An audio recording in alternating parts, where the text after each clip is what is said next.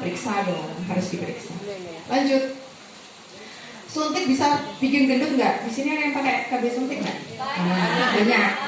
Banyak. Ini juga kelihatannya kan tidak gendut kan? Ya, berarti itu hanyalah mitos. Ya, jadi KB suntik itu tidak menimbulkan kegendutan. Tentunya yang bikin gendut itu kalau ibu makan sebakul. Terus habis makan tidur, beli cilok, beli mixu. Intinya kegendutan itu kan sebabnya pasti karena kebanyakan kalori, ya kan? Jadi bukan karena penggunaan KB. Memang di beberapa literasi disebutkan bahwa penggunaan KB hormonal, salah satunya KB suntik, itu ada efek retensi cairan. Retensi cairan itu artinya cairan kita tuh ditahan di dalam, sehingga seolah-olah berat badannya tuh besar. Tapi kan enggak yang KB suntik terus habis itu bikin gendut kan, tidak. Nyatanya banyak kok KB suntik ini yang badannya kecil-kecil. Ya. Jadi mitos ya. Lanjut. Setelah keguguran kapan bisa hamil? Nah, keguguran ini kan istilah awam. Jadi kita harus tahu nih keguguran ini dalam bahasa medisnya apa. Kalau keguguran seperti biasa sebenarnya boleh aja, misalkan habis keguguran mau program hamil karena satu mungkin ngejar usia, dua belum punya anak, boleh aja, tidak apa-apa. Yang penting berkonsultasi supaya dipersiapkan supaya kehamilannya baik. Ya, jadi minum vitaminnya dari sebelum hamil. Tapi kalau penyebab keguguran misalkan karena sebab contoh ternyata dia dikurat karena kehamilan anggur, ya, atau ada penyakit yang lain, itu harus menunggu bu, nggak bisa langsung hamil. Kalau dia riwayat hamil anggur atau bahasa medisnya kehamilan mola hidatidosa, itu kita harus tunggu sampai kadar yang namanya beta HCG-nya paling rendah supaya tidak terjadi keganasan pada kehamilan. Gitu ya. Jadi kadang kan ada, dok berarti saya harus nunggu 3 bulan nih untuk hamil lagi. Oh ya. Jadi kalau kegugurannya biasa ya boleh mau digas nggak apa-apa. Lanjut ya, lagi hamil boleh minum es nggak? Boleh nggak? Boleh. Udah pintar semua lah ya.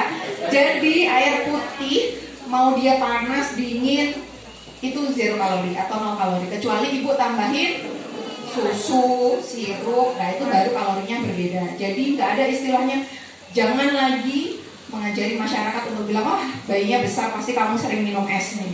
Salah ya itu ya, salah, jangan. Salah. Es sirup dia mungkin es kelapa mungkin ya. Es mixu. Kenapa mixu terus ya ini? Ya biasanya itu sih yang diminum sama ibu-ibu ya. Jadi itu mitos ya, boleh minum es nggak apa-apa. Saya selama hamil minum es terus juga, anak saya juga nggak bisa. Lanjut.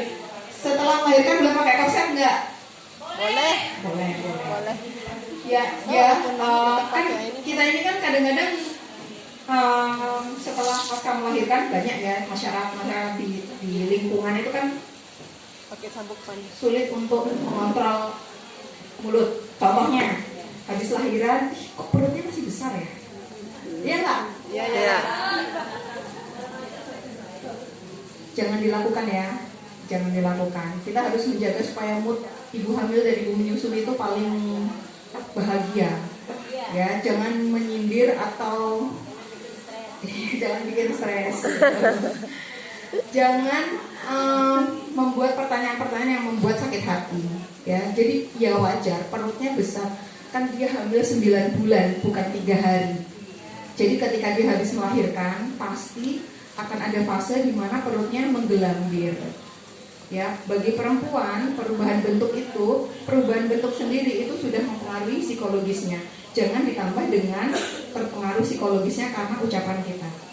Jadi biarkan tubuhnya beradaptasi juga. Karena rahim ketika setelah keluar bayi, dia butuh proses untuk mengecil sampai di posisi dia yang normal.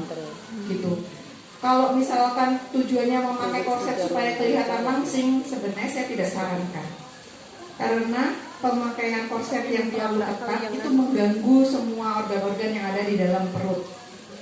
Silakan pakai korset yang membuat perutnya nyaman. Misal, kadang kan kalau kita habis melahirkan, perut kita kan goyang-goyang ya, goyang-goyang.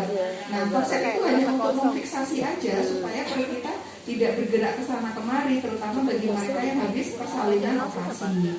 Mungkin dengan pemakaian korset jadi lebih nyaman untuk berdiri, untuk jalan. Jadi satu, intinya tidak boleh terlalu ketat. Dua, kalau pas tidur ya nggak usah pakai korset, ya ngapain? Ya kan? Nah, kecuali kalau misalkan mau perjalanan jauh, boleh pakai korset. Yang ketiga, pada mereka dengan bekas luka operasi, korset tidak boleh menutupi bekas luka operasinya. Kenapa? Satu, bisa bikin lembab. Ibu kalau rumahnya lembab pasti banyak jamur di dinding-dindingnya kan. Nah, sama kayak gitu. Jadi kalau bekas luka operasi itu kalau dia lembab, dia malah resiko terinfeksi jamur sama bakteri. Jadi pakai korset boleh di atas dan tidak boleh terlalu ketat, ya. Terus kalau bisa korsetnya jangan yang 5 meter kayak tembok Cina yang itu panjang banget. Sekarang udah modern, ada yang udah 1 kletekan, ya. Kalau udah dililit-lilit itu satu, kadang baunya, aromanya itu udah semerbak karena dia mungkin setiap hari tidak dicuci. Yang kedua bikin repot, ya. Terus lanjut, setelah operasi boleh mandi ya, boleh lah. Boleh. Pasien saya sih boleh mandi langsung operasi karena kita sudah pakein perban anti air. Tapi gini, edukasinya kadang-kadang Bu boleh mandi ya, tapi dia mandi jebur-jebur kan, kita nggak tahu ya, orang sini kan mandinya karena air yang melimpah kan, sehingga kadang-kadang malah kebuka. Intinya boleh mandi, tapi korset anti airnya, plester anti airnya kalau bisa jangan kena air supaya dia terjaga kering. Justru harus mandi Bu, kenapa? Satu, kita kan menyusui ya, habis dari rumah sakit kan bayi kan menyusui, netek di payudaranya ibu. Kalau itu nggak dibersihkan nanti payudara yang kotor itu masuk ke mulutnya bayi, itu juga beresiko, itu satu. Yang kedua kan pasti akan keluar darah nifas. Kalau nggak mandi kebayang